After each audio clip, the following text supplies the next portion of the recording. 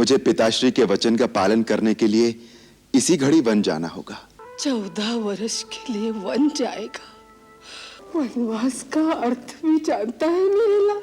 चलने की तैयारी करो।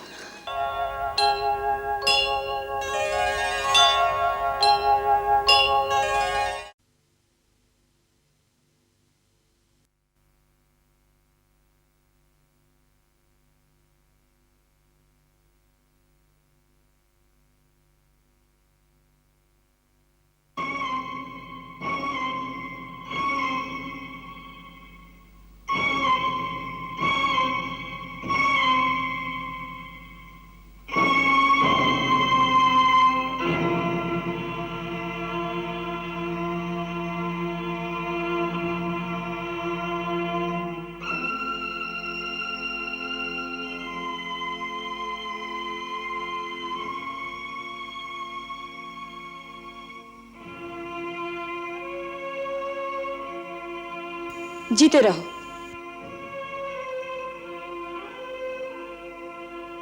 पिताश्री, आपकी आज्ञा से मैं राम आपकी सेवा में उपस्थित हूं। मेरे लिए क्या आदेश है?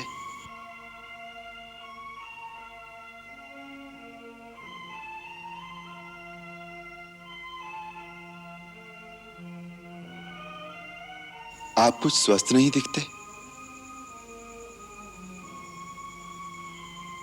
पिताजी को क्या कष्ट है मां?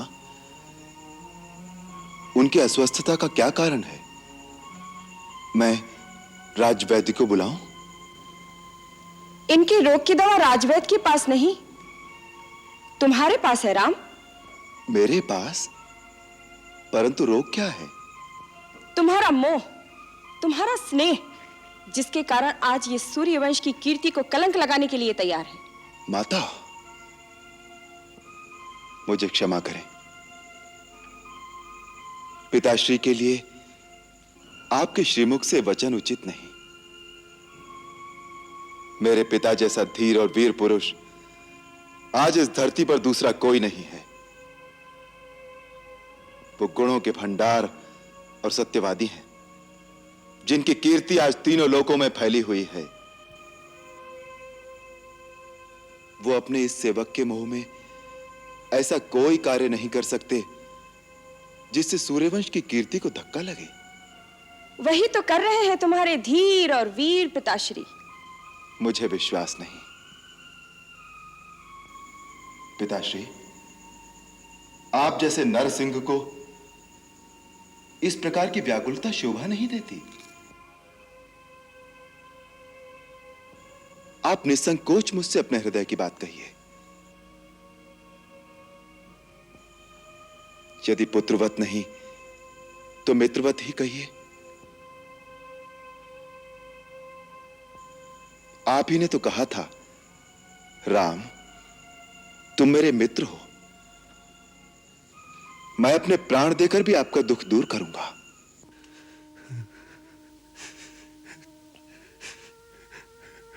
राम,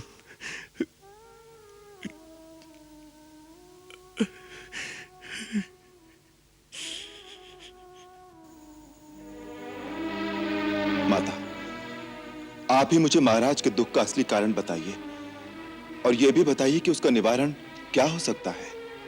मैंने कहा ना, यदि तुम चाहो तो इनके रोग का निवारण हो सकता है। माता, आपको यह शंका क्यों है कि मैं पिता की आज्ञा का पालन नहीं करूंगा? बात ही ऐसी है। मां, जिस राम को आपने बचपन से अपनी गोद में पाला है, आप उसी राम पर संदेह कर रही हैं? मैंने अवश्य ही कोई घोर अपराध किया है, जिसके कारण मेरे पिता मुझसे बात नहीं करते। मेरी माता मुझ पर संदेह कर रही हैं। नहीं, ये तो मैं जानती हूं कि तू सत्य वचन से हटने वाला नहीं, परंतु क्या मां? आप केवल संकेत कर दें तो मैं आपके चरणों के लिए अपनी चमड़ी के जूते बनवा दूं। पिता की भांति आपका भी उतना ही अधिकार है मुझ पर। इसलिए यदि वो नहीं कहते तो उनकी ओर से आप ही कहिए। मैं क्या करूं जिससे आपको संतोष हो? तुम कहते हो तो मैं बता देती हूं। तुम्हारे पिताश्री ने मुझे 2 वर दिए थे और कहा था जब जी चाहे मांग लेना। आज मैंने अपने वो दोनों वर मांग लिए। अब यदि वो मेरे वर मानते हैं तो पुत्र का मोह रास्ते में आता है, यदि नहीं मानते तो धर्म और सत्य पर कलंक लगता है। ये बेचारे इसी धर्म संकट में पड़ गए हैं। तुम्हारे संकोचवश तुमसे कह नहीं पा रहे। वो दोनों वर क्या है माता? पहला ये है कि तुम्हारी जगह भरत का राज्याभिषेक हो, और दूसरा ये कि तुम मुनि वेश धारण करके 14 वर्ष तक वन में रहो। बस इतनी सी बात पर इतना विवाद था? यह तो बड़ी प्रसन्नता की बात है मां कि मुझे माता और पिता दोनों के वचनों को पालन करने का ऐसा अवसर मिला जो किसी पुत्र को बड़े भाग्य से मिलता है। भरत को राज्य देने के लिए तो मुझे किसी की आज्ञा की आवश्यकता नहीं। उस जैसे भाई को तो मैं राज्य स्वयं प्रसन्नता से दे दूंगा। रहा वनगमन, तो लगता है मेरे कोई पुण्य जाग उठे जो आपकी आज्ञा से मुझे वहां जाने का अवसर मिल रहा है जहां ऐसे ऐसे महान ऋषियों और मुनियों के दर्शन कर सकूंगा जिनका तेज तीनों लोगों को प्रकाशित कर सकता है। मां, मेरा तो चारों ओर से कल्याण हो गया। पिता की आज्ञा का पालन, मां की इच्छा का अनुकरण, छोटे भाई का राज्याभिषेक और मुनि दर्शन से मेरा कल्याण। मां, केवल इतनी ही बात थी ना, या और भी कोई दुख है पिताश्री को? नहीं पुत्र, तुम्हारी शपथ, भरत की सौगंध, महाराज को और कोई दुख नहीं है। अब तुम ही इन्हें समझाओ ना कि ये अपने वचन का पालन करें, तुम्हें वन जाने की आज्ञा दे, संसार में निंदा और अपयश से बचे।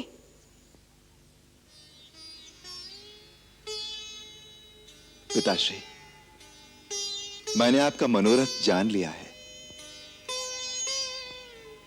अब आपको अपने श्रीमुख से आज्ञा देने की भी आवश्यकता नहीं, क्योंकि पुत्र वही बड़भागी होता है जो पिता का मनोरथ जान लेने से ही उस पर आचरण कर सके।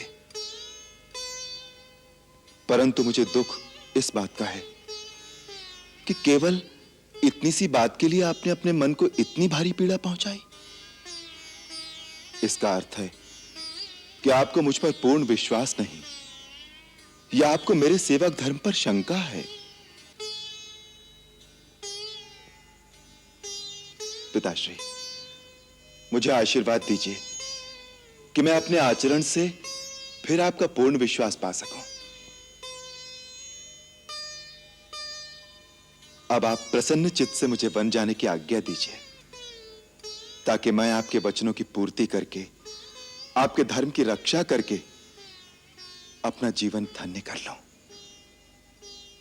मैं माता कौशल्या और माता सुमित्रा से आज्ञा लेकर वन जाने से पहले आपकी चरण वंदना के लिए अभी आता हूं। अच्छा मां, मुझे अनुमति दीजिए।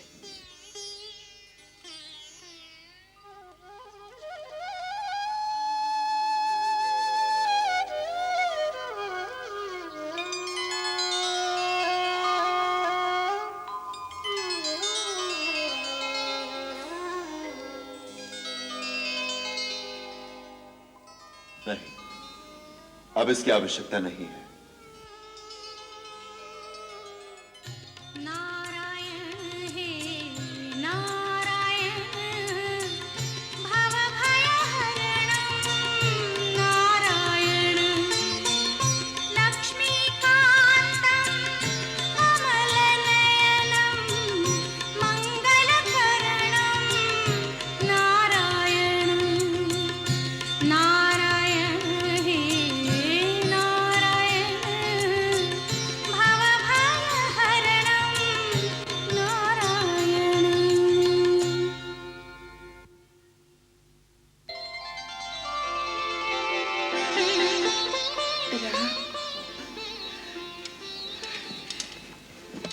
समय पर आ गया। मैंने रात भर विष्णु का एक लक्ष्य जप किया है। ठहर, मैं अपने हाथों से विष्णु के श्री चरणों का मंगल तिलक लगा दूं।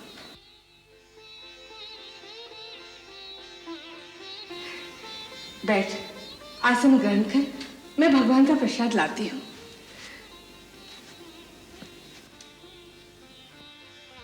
देखता क्या है?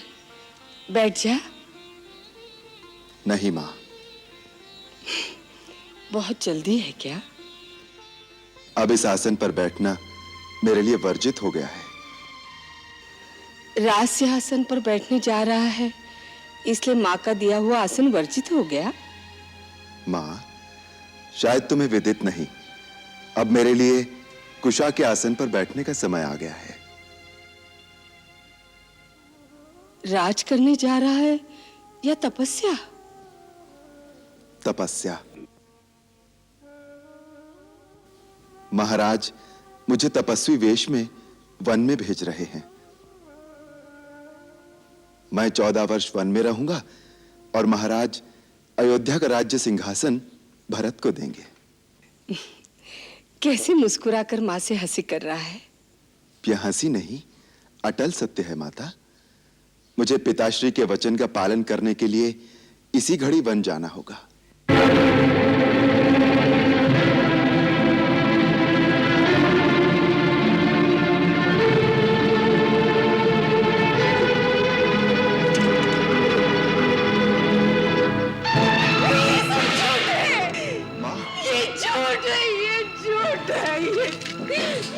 ये झूठ।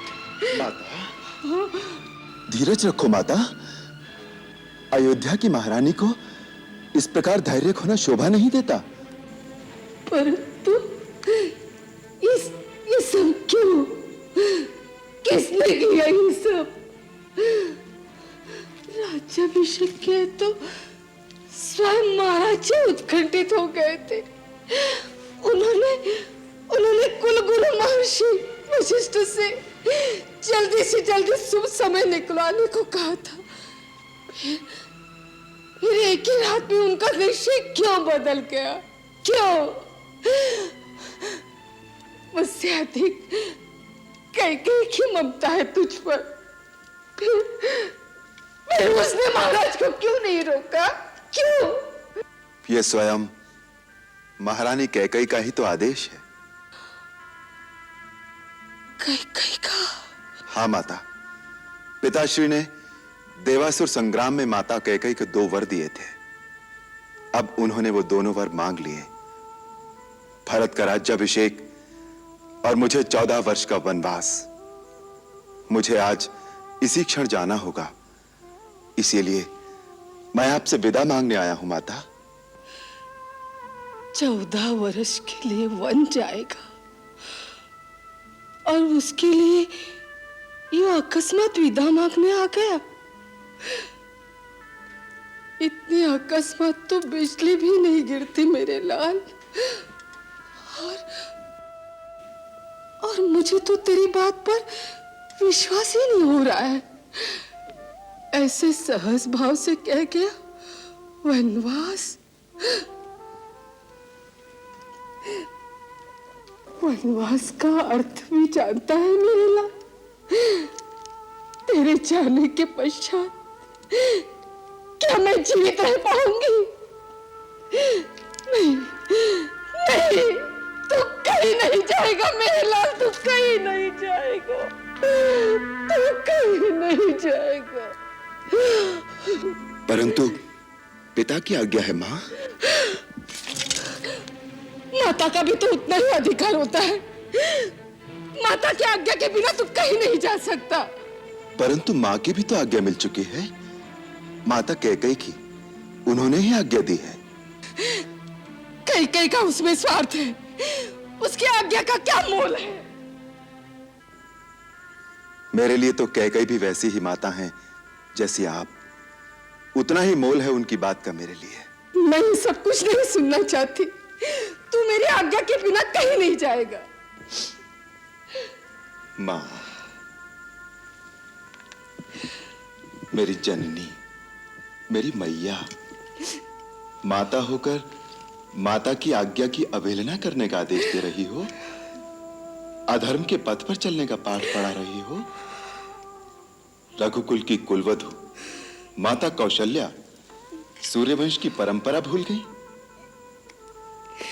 इसी अयोध्या के राजा सगर की संतान ने पिता की आज्ञा से पृथ्वी पाताल एक करते हुए अपने प्राणों की आहुति दी थी। सत्य धर्म तथा दिए हुए वचन का पालन करने के लिए इसी अयोध्या के अधीश्वर राजा हरिश्चंद्र ने पत्नी तथा पुत्र दोनों को बीच बाजार खड़े करके बेच दिया था। पिता का वचन और माता की आज्ञा का पालन करने का व्रत ले चुका हूं। उससे विमुख करने की बात अपने मुख से कैसे निकाल रही हो माता? अपने पुत्र को पथभ्रष्ट होने का आदेश देकर अपयश की भागी न बनो। हाँ, निभा ले रघुकुल की रीति नीति, धर्म कर्म कर्तव्य का पालन कर। तो अपने धर्म का पालन करेगा, मैं मां के धर्म का पालन करूंगी। मैं भी अपने बछड़े से बिछड़े गैया की तरफ तेरे पीछे पीछे आऊंगी मेरे लाल। मैं भी तेरे साथ चलूंगी। हाँ। नहीं मां, आप मेरे साथ नहीं आएंगे। पहले सुहाग फिर संतान, यही आर्य नारी का महान आदर्श रहा है।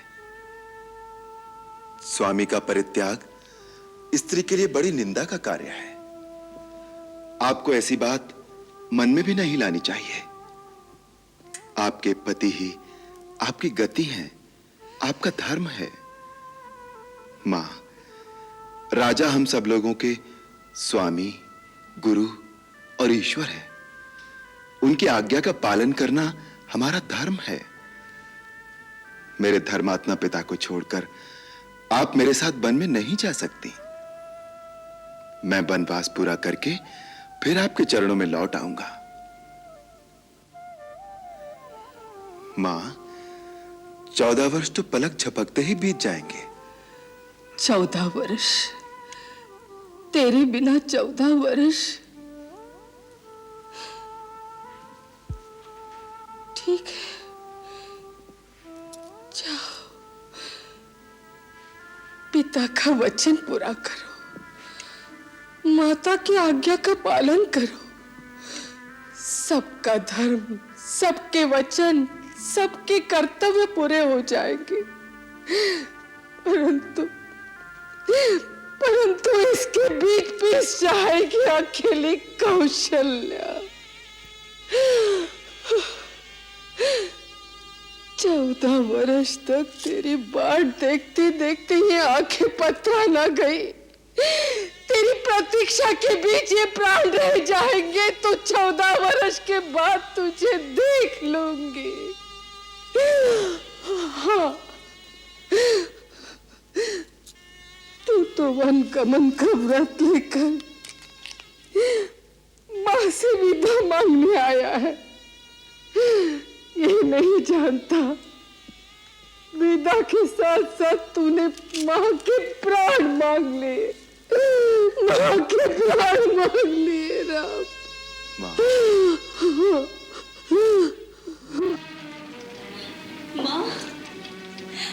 मां, सीता, सीता, मेरी बच्ची, मेरी बेटी। देखे क्या हो रहा है। सकल सुख संपत्ति, माता पिता, सबको त्याग कर मेरा राम वनवास करने जा रहा है। तुझे कैसे समझाऊं मेरी बच्ची, ये कैसी प्रलय की घड़ी आ गई है। पति को विदा करने का समय आ गया है मेरी बच्ची। मैं सब सुन चुकी हूँ, मैं सब जान चुकी हूँ सीता, इसलिए मैं अभी आपसे विदा मांगने आई हूँ। पिता कहाँ जाएगी? जनकपुर अपने पिता के पास? नहीं, नहीं मेरी बच्ची, मैं अकेली रह जाऊंगी। मुझे छोड़ के मत जा, मुझे छोड़ के मत जा, तू मेरे पास रहेगी, तू मेरे पास रहेगी। मैंने जनकपुर जाने के लिए नहीं कहा माता जी। जब मैं डोली में बैठकर विदा हो रही थी तब माँ ने कहा था अब जनकपुर से तेरा कोई नाता नहीं रहा। मैं तो अपने स्वामी के साथ वन जाने के लिए आपसे विदा मांग रही हूँ। वन? तू वन जाएगी? हाँ, जाइए जाएंगे। सीते, ये तुम क्या कह रही हो? वन में साथ जाने का अर्थ जानती हो?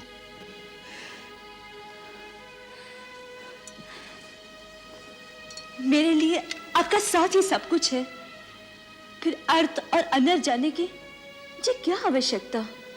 तुम्हें अनुमान नहीं है सीते। मुलायम मखमल के नीचे जो पैर कभी नहीं पड़े वो दुर्गम वन के कांटे कंकर से भरे रास्ते पर कैसे चल सकेंगे? विषैले नाग, हिंसक वाघ, भयानक राक्षसों से भरे भीषण वन में तुम कैसे रह सकोगी? जैसे सीता के नाथ रहेंगे, मेरे प्रभु साथ होंगे तो मेरी और आंख उठाने का साहस कौन कर सकता है? उन दुस्सह दुखों को तुमने कभी देखा नहीं है सीते। दुख आपके चरणों की सेवा से दूर रहने से बड़ा और कोई दुख मेरे लिए नहीं है नाथ। जैसे बिना जीव के देह, बिना जल की मछली, इसी प्रकार बिना रघुवीर के ये जानकी एक पल जी नहीं सकती। भावना के आवेग में आगा पीछा नहीं सोच रही। वो जीवन बहुत दुखदाई है, बाद में पछताओगे। दुखदाई तो आपका वियोग है प्रभु।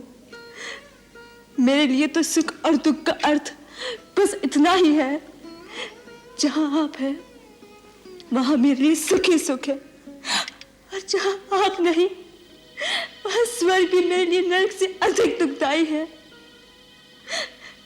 नाथ, जीवन भर साथ रखने के लिए वचनबद्ध होकर क्या आपका अकेले वन में जाना अधर्म नहीं कहलाएगा? हे आर्य श्रेष्ठ, अपने धर्म के साथ मुझे भी अपने धर्म का पालन करने दीजिए। माता पिता भाई बहन सारे नाते पीछे रह जाते हैं, केवल स्त्री ही स्वामी के भाग्य का अनुसरण करती है। माँ ने समझाइए ना कि मुझे छोड़कर ना जाए। राम, तू मुझे अभी स्त्री का धर्म बता रहा था कि स्त्री का सर्वस्व पति के चरणों में होता है। फिर सीता के लिए वो आदर्श, वो धर्म दूसरा कैसे हो सकता है? मां, वनवास स्त्रियों के लिए नहीं है। नाथ, यदि आप मुझे अपने साथ ले जाना नहीं चाहते तो आपको एक दिन रुकना पड़ जाएगा। क्यों? मेरी चिता को अग्नि कौन देगा? सीते,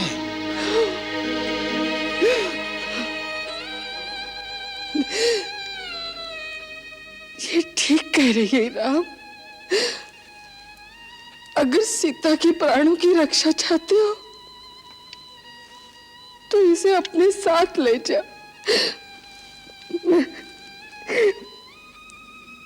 मैं अकेले रह जाऊंगी। ठीक है सीते, चलने की तैयारी करो। भैया भैया भैया भैया, जो मैं ये सुन रहा हूं क्या सच है कि कई के कहने पर महाराज ने आपसे राज छीन लिया? लक्ष्मण, माता कैकई को कैकई कहकर कब से पुकारना सीख लिया तुमने? आप बुलाओ उसे माता। मैं उस कुल घटनी को माता नहीं कहूंगा और मैं यह न्याय भी कभी नहीं होने दूंगा। भैया, मेरा यह धनुष केवल शोभा की वस्तु नहीं है। मैं इस धनुष से महाराज की चतुर्गणी सेना का अकेला सामना कर सकता हूं। लक्ष्मण, महाराज ने क्या समझा है? राम बड़ा विनयशील है, वो चुपचाप सब कुछ सहन कर लेगा। उन्हें नहीं मालूम कि राम के नाम पर मर मिटने वाले लोग चुप नहीं रहेंगे। सारी जनता विरोध कर देगी और फिर जनता की भी क्या आवश्यकता है? उनका ये दास लक्ष्मण अकेला ही महाराज और उनकी पूरी सेना के लिए पर्याप्त है। और भरत भी आ गया तो उसे भी छठी का दूध याद दिला दूंगा। चुप रहो लक्ष्मण, अनर्गल बातें मत करो। आप बीच में मत पड़ो भैया। अन्याय सेना क्षत्रिय धर्म के विरुद्ध है। शत्रु वार करे और क्षत्रिय उसका उत्तर न दे, ये उसकी वीरता पर धिक्कार है। जो राज सिंहासन प्रजा में घोषणा करके आपको दिया जा चुका है, उस राज सिंहासन पर बैठने का अधिकारी कोई नहीं हो सकता, स्वयं महाराज भी नहीं। भैया, आपका ये लक्ष्मण यदि मर नहीं गया तो उस सिंहासन पर महारानी सीता के साथ आप विराजमान होंगे। महाराज दशरथ और उनके चहेते भरत दोनों आपके दरबार में करबद्ध खड़े होंगे। वाह वाह, कितना सुंदर चित्र है। पिता हाथ बांधे सामने खड़ा है और पुत्र अपनी पत्नी के साथ आसन पर बैठा उन्हें आज्ञा दे रहा है। आकाश से उतरकर देवता भी आएंगे इस दृश्य को देखने के लिए कि अयोध्या में मानव सभ्यता ने कितनी उन्नति कर ली है।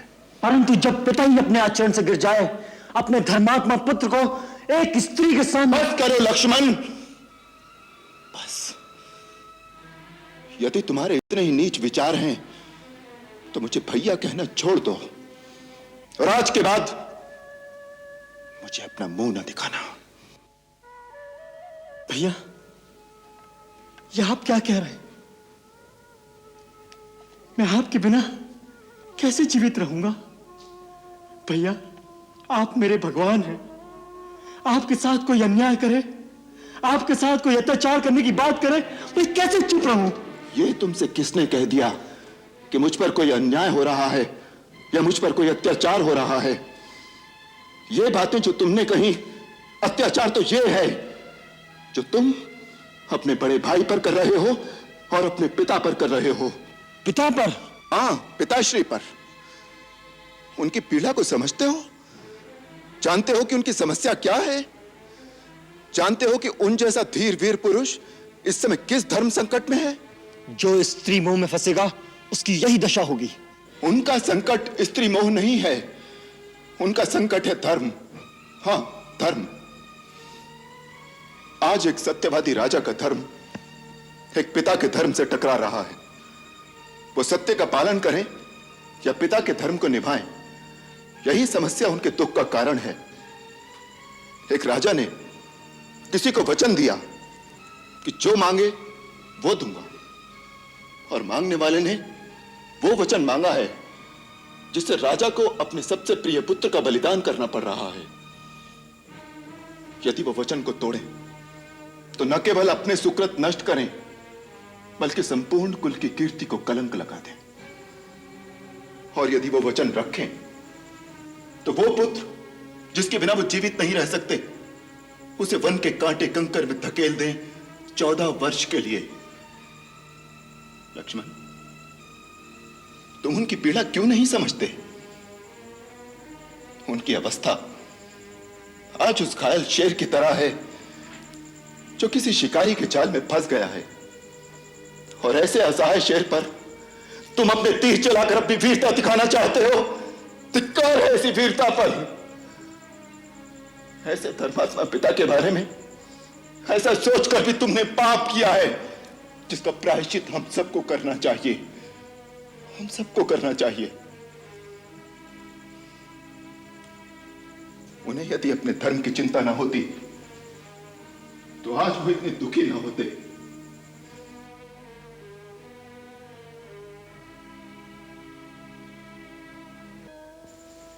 आज जब मैंने उन्हें इतनी निस्सहाय अवस्था में देखा तो मुझे अपने ऊपर ग्लानि हो आई कि मेरे कारण मेरा वीर, महान और धर्मात्मा पिता इतना दुखी है। मैंने अपना कर्तव्य निश्चित करने में एक पल की भी देरी नहीं की, क्योंकि पुत्र होने के नाते मेरा एक ही कर्तव्य है कि मैं वही काम करूं जिसमें उनके सत्य, उनके धर्म, उनकी प्रतिज्ञा की क्षति ना हो, बल्कि उनकी कीर्ति बढ़े, उनका यश मलिन ना हो। लक्ष्मण, हमारे जैसे पिता तो किसी को बड़े भाग्य से मिलते हैं, परंतु यदि किसी का पिता दुराचारी भी हो चाहे संसार उसे त्याग भी दे, तो भी पुत्र का धर्म है कि वो अपने पिता को भगवान की तरह पूजे, क्योंकि पिता मनुष्य का प्राणदाता होता है। लक्ष्मण, जो पिता की भक्ति नहीं करते, देवता तो क्या, स्वयं भगवान भी उनकी पूजा को स्वीकार नहीं करता। भैया, तो क्या माता कैकेयी के इस अन्याय को हम चुपचाप सह लेंगे? मैं माता कैकेयी को दोषी नहीं मानता। भैया। हाँ लक्ष्मण, बचपन से लेकर आज तक माता कैकेयी ने हमें कितना स्नेह, कितना दुलार दिया है, वो भूल गए? वो तो निश्चल प्रेम की एक ऐसी पवित्र नदी है जिसमें सदा स्नेह की लहरें उठती रहती थी। ऐसे निश्चल पवित्र प्रेम की नदी एक दिन में कैसे सूख गई, ये मेरी समझ में नहीं आ रहा। संसार में बहुत सी अनहोनी बातें ऐसी होती हैं जो मनुष्य की समझ में नहीं आती। अकस्मात एक दिन कोई भूकंप आता है जो मनुष्य के जीवन को उथल पुथल कर देता है। ऐसे समय किसी दूसरे को दोष नहीं देना चाहिए, उसे दैववश मानकर, अपना प्रारब्ध मानकर स्वीकार कर लेना चाहिए। आज जो हो रहा है वो होनी करा रही है। जो विधना है जिसने माता कैकेयी जैसी स्नेहमयी और पुण्यशीला स्त्री को ऐसी बुद्धि दे दी है। यदि ये होनी है तो मैं होनी से भी नहीं हारना चाहता। वीरों के पुरुषार्थ की परीक्षा ऐसे ही आपत्ति काल में होती है। आपत्ति काल में केवल वीरता की ही परीक्षा नहीं होती, मनुष्य के धर्म की भी परीक्षा होती है। लक्ष्मण, वीरता केवल शस्त्र उठाने को ही नहीं कहते। कभी कभी शस्त्र न उठाना परमवीरता की निशानी हो सकता है। रख दो ये धनुष और इसे मेरे जाने के पश्चात राजा भरत की सेवा में धारण करना। आपके जाने के पश्चात? इसका क्या अर्थ है? यदि आप बन जाएंगे तो मुझे भी जाना होगा। नहीं लक्ष्मण, नहीं। वनवास मुझे हुआ है, तुम्हें नहीं। मुझे? अर्थात भैया, लक्ष्मण को आप कब से अपने से अलग समझने लगे? आप ही ने कहा था जहां राम है वहां लक्ष्मण।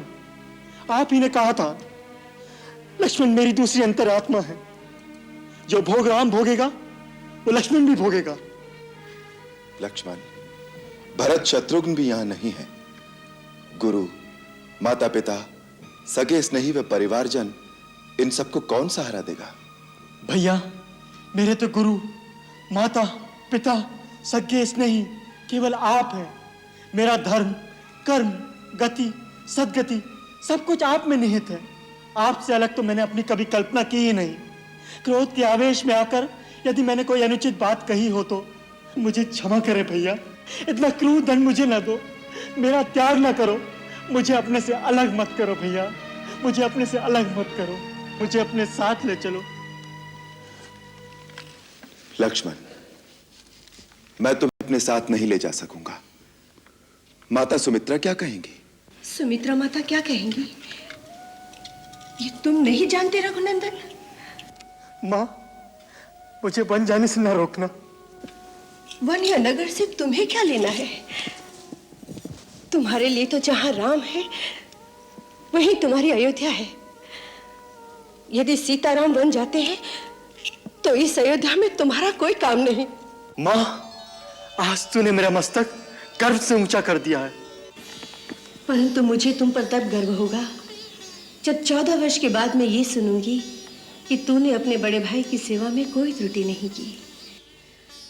आज से मैं नहीं, सीता तुम्हारी माता है और राम तुम्हारे पिता। ये सो जाए तो पहरा देना, ये खा ले और यदि कुछ बच जाए तो खाना। इनके रास्ते के कांटे अपनी आंखों से चुनना। इतनी सेवा करना कि सीता महलों के सारे सुखों को भूल जाए। लक्ष्मण, इतना याद रखना, संसार में सेवक का धर्म सबसे कठिन धर्म है। धन्य है सुमित्रा, तू धन्य है, धन्य है तेरी को। अपने दोनों लाल बड़े भाइयों की सेवा में समर्पित कर दिए। तेरा अनुपम त्याग, अनूठा धैर्य देखकर मेरे दुर्बल मन को सहारा मिल गया। नहीं दीदी, महान तो आप है, आप ही से तो हमने सीखा है। राम बेटे, मैं लक्ष्मण को तुझे सौंप रही हूं।